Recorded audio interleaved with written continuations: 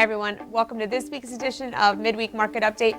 I'm Ashley Roster of Victory Fiduciary, and welcome to the March Madness edition of our market update. And so there's really been a lot of kind of swings that have been happening over the past couple weeks that we want to get into and discuss. It's been a wild month, and so it was a challenging start to the year. Obviously in January, seeing negative returns for both January and February. March is looking a little more favorable. Looks like we will likely come out with a positive performance for the end of the quarter, although we will likely be down overall for the quarter, kind of seeing things begin to turn around. And if you'll remember, last video we talked about the fact that there were a lot of things kind of pointing that we may be approaching at least an intermediate bottom. So investor sentiment was very, very negative. That tends to be contrarian. So it's almost like when everybody's at one side of the boat, that's usually the sign that maybe you should consider going to the opposite side. And so that's exactly kind of what we saw. We talked about the fact that with the Ukraine invasion that we saw kind of significant volatility off of the news of that.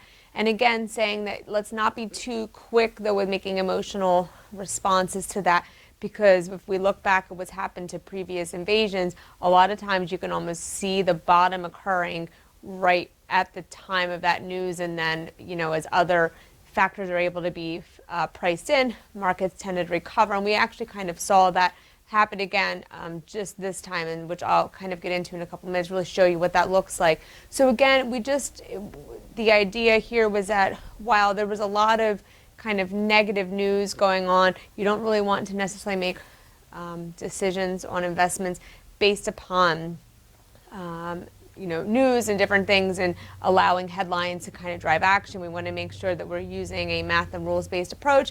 And so certainly March has been quite the ride that we'll be able to show. There's still a lot of headwinds certainly for the market. So I'm not here to say that I think that everything is just going to be easy street for the rest of the year. I mean, we have, the inverted yield curves that have just come out, and that's when with yields come out that short-term yields are yielding higher than longer-term yields. And so that tends to be, it can be a negative sign for the market, looking kind of at the reasonings behind that. Now, again, that's still a pretty small minority of inverted yield curves that we're seeing, but something to kind of keep an eye on. Stagflation is becoming a little more of a concern to keep in the back of our minds, and that's just simply that when you have really like rampant inflation, but stagnated growth. Typically, when we have inflation, it's being pushed along by surging economic growth, but really a lot of the inflation that we're seeing is coming from all of the stimulus that was kind of artificially dumped into the economy in 2020. We're now just really starting to see those effects, feel those effects, but we are having growth continue to slow. So issues that, again, we need to keep an eye on. Geopolitical, still lots of instability. Things really kind of day to day seem to be playing out, and we don't have a lot of resolution today. And this week, markets have really been responding to the fact that it seems like we may be getting closer to resolution, specifically over in Ukraine, but there are a lot of other geopolitical issues that will probably continue to weigh heavy on markets, and just things that we really need to kind of be aware of and consider. So those are things that we need to watch, but at the end of the day, we want to make sure that we're using math and rules. And so what I thought I would get into, okay, we'll come back to that.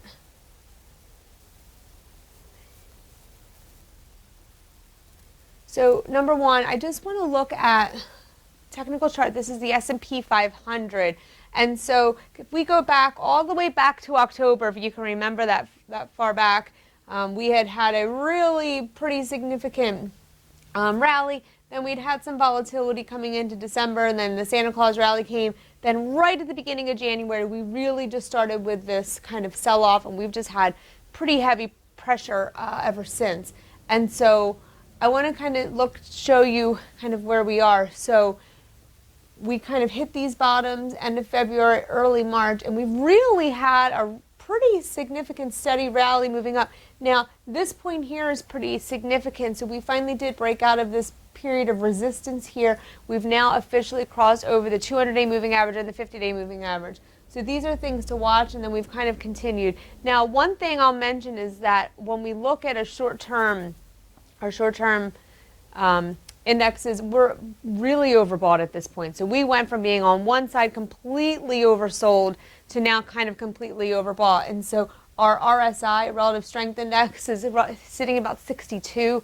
That's pretty heated up. And so I would expect in the next few days, I would not expect to see at least a short-term pullback here, just to kind of try to cool things off. But again, we've seen a really nice recovery here over really the past 2 weeks or so.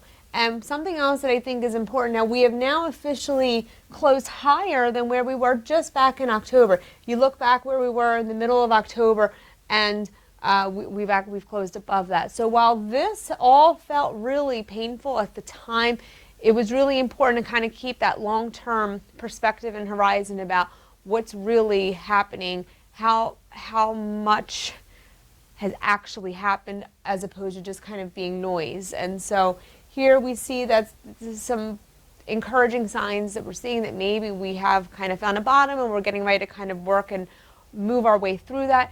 Again, there are still many headwinds that I expect will weigh in on markets, but this is something certainly in the short term that I think is encouraging. Also, go here. So, you know, everybody's talking about March Madness, the different upsets that kind of been happening to people's brackets, and I thought that it was kind of an interesting reminder about how we actually use our program kind of similar to how people kind of construct their brackets. And so the idea here is that every day, all the areas of the market kind of arm wrestle each other every single trading day. There's winners and losers every day. And over time, you can begin to determine who is winning most often and who is beating asset classes over and over and over again. Your winners and losers are absolutely, you can begin to develop trends. And so right now we know that mid-cap value has really just been winning against all the other broad asset classes. Energy, basic materials, financials, and industrials, well, they've been winning more times than not against some of the other areas. And so it's kind of like, now there can be upsets. Some days there are absolutely upsets, just like we have seen recently. There's been upsets in the brackets, but the idea is that we kind of stack the odds in our favor because we can begin to develop an idea of who is winning and who will likely continue to win, who's losing and will likely continue to lose. So I thought that was just an interesting analogy just to kind of show where we are with Dolly. And really then, just to kind of close, I just would really like to reiterate the fact that if the past couple of weeks really felt uncomfortable for you, if you really felt kind of nervous, like you weren't sure about having confidence in your portfolio and how you're invested and why you're holding those positions, I would still highly kind of encourage you to look back at your process, because everybody has a process, whether they do it on purpose or not. And so you can actually have an investment process that's by default. I don't know, I chose it 10 years ago, I never looked at it again. You know, why do you hold the positions that you have in your 401k plan? Same idea. Default is a strategy. It may not be the best strategy, but it is a strategy. So if you weren't comfortable with what happened, or you felt like, you know, I'm not really sure that my portfolio positions are all performing the role that I originally intended for them, this could be still a good time for you to consider maybe going back and seeing if all of those areas still deserve to be in your portfolio. And as always, we are happy to help. So if